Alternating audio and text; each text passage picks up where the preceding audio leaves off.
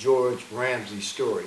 Again, we're looking into the history of what made Detroit sound that went around the world possible. There were actual people who committed their lives and their talents and their gift to making the sound happen. And we're very pleased this afternoon to have one of those individuals here with us today, and we allowed him to share his story about how it all came together. Now, George, we were talking earlier about the DJs and the radio stations and what role they played in making a record a hit record. Share with us what your experience was with the DJs and the radio stations.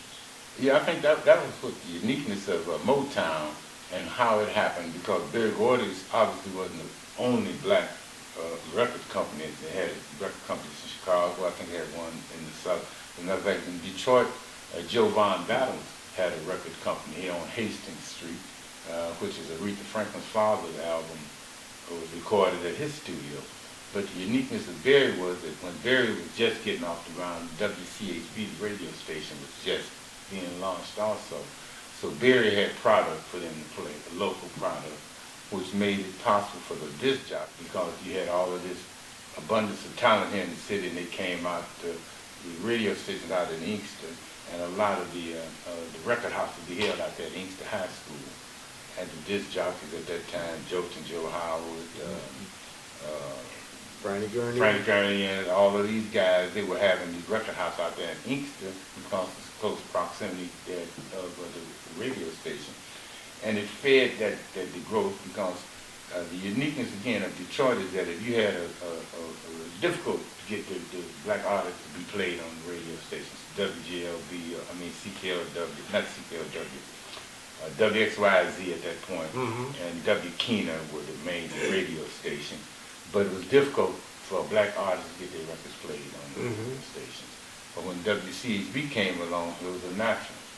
They had the product for the community that they were serving, which also meant that CKLW in Windsor, what they would do was, any record that became a hit in Detroit, pop records, and as it became the black radio stations, any record that made it to the top on WCHB would automatically pick up on W.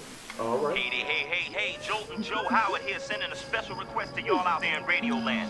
If anyone knows the whereabouts of Otis Williams and the Siberians, tell them they got 10 minutes to get on down to He said my name. WCHB, the heart and Yeah, soul right, of he said your Detroit. name. Once again, sending out an APB for one howling Otis Williams. Come on down to 19th He said my name. Cranbrook Avenue. He said your name. And now something to get your Bones, ear he in said the our eye name. I ear. mean, he wants us to come down to the radio station, and that's somebody write down an address. Hey, Bones, write down the address. 1953 Cranbrook Avenue. he said my name. Joe, I ain't got a pen.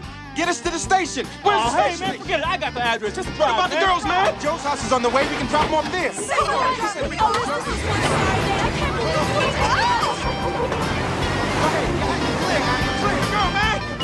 Oh, come on. Hurry up, man. Hurry up. Come on, get us to the station now. Al, don't park in front. Why not?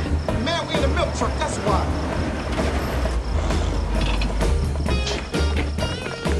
You happy? Beside myself, let's go.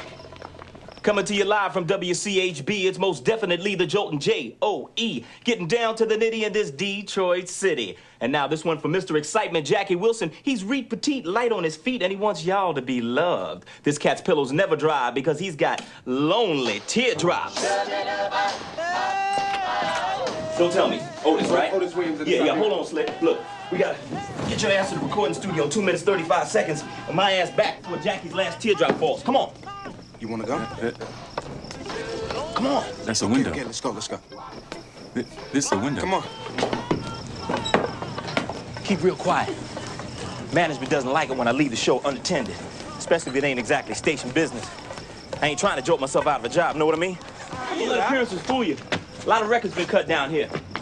Besides, Johnny May always gets the job done. Gotta go. Who's Johnny May? I'm Johnny May. Johnny May Matthews, your manager, producer, and promoter. Now get on in here.